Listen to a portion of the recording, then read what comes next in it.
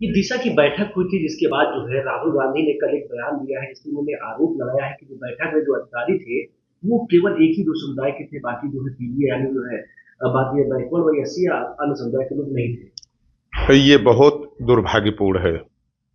जिस भारत में सदियों तक महापुरुषों ने केवल एक लड़ाई लड़ी कि धर्म और जाति के आधार पर लोगों को न बांटा जाए।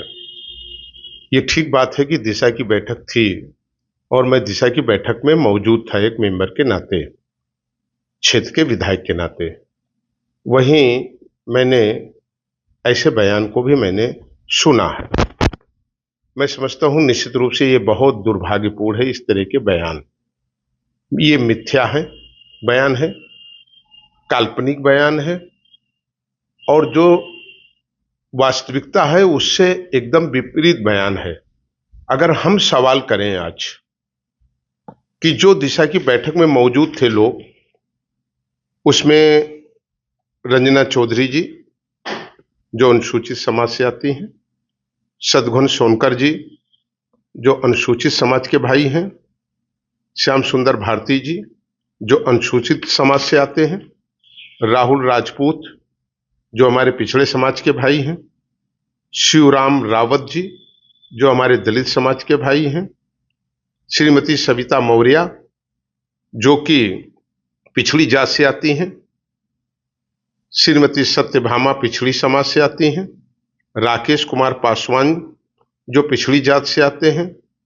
इसी तरीके से अगर हम देखें तो श्रीमती संगीता पासी, शैलेंद्र यादव, अब्दुल मोबिन अंसारी, सुंदरलाल निर्मल और यही नहीं, जिले के जो पुलिस अधीक्षक हैं जो मीटिंग में मौजूद थे, श्री एस वीर सिंह जी जो पिछड़े समाज से आते हैं, रायबरेली के शीर्ष पद पर तैनात श्री सिद्धार्थ जी अपर जिला अधिकारी जो भी एक अनुसूचित समाज से ही आते हैं, और जो यहाँ के जिला विकास अधिकारी हैं वो भी एक अनुसूचित समाज से आते हैं। और यही नहीं, जिले लेवल के अधिकारी धीरेन्द्र कुमार पुरुषोत्तम जी, रामपति प्रसाद जी, रामविलास यादव जी, ये मैं अधिकारियों का ही केवल बता रहा हूं, श्री जगदीश प्रसाद यादव जी, देवेंद्र जी, और इस तरीके के उस बैठक में 80% से ज्यादा भागीदारी अनुसूचित समाज और पिछड़े समाज के हमारे भाइयों की थी।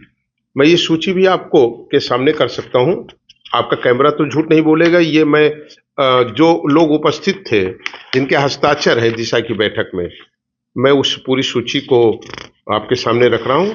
इनमें नाम भी लिखा हुआ है और उनमें उनके जाति का भी नाम लिखा है, उनके वर्ग का भी नाम लिखा हुआ है।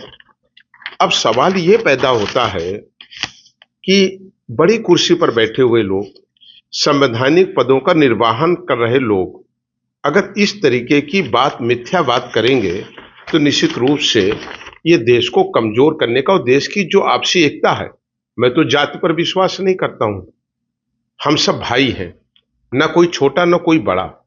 लेकिन अगर ये सवाल उठाया गया तो मैं निश्चित रूप से समझता हूं कि देश को कमजोर करने के लिए है। देश की जो आपसी समता है, समरसता है, आपसी प्रेम है, उसे कमजोर ही करने की बात नहीं है, बल्कि मैं समझता हूं कि एक संवैधानिक पद पर बैठे हुए किसी व्यक्ति को इस तरीके की एक झूठी सूचना देने का अधिकार नहीं है।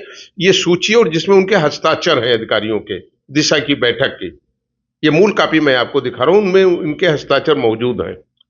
अगर इस तरीके के मिथ्या बयान दिए जाते हैं, दुर्भाग्यपूर्ण है। ऐसे बयान से लोगों को बचना चाहिए। ये बयान कभी देश को मजबूत नहीं कर सकते, बल्कि कमजोर करने की दिशा में है। अपरिपक्व बयान है, मिथ्या बयान है और ये झूठा बयान है।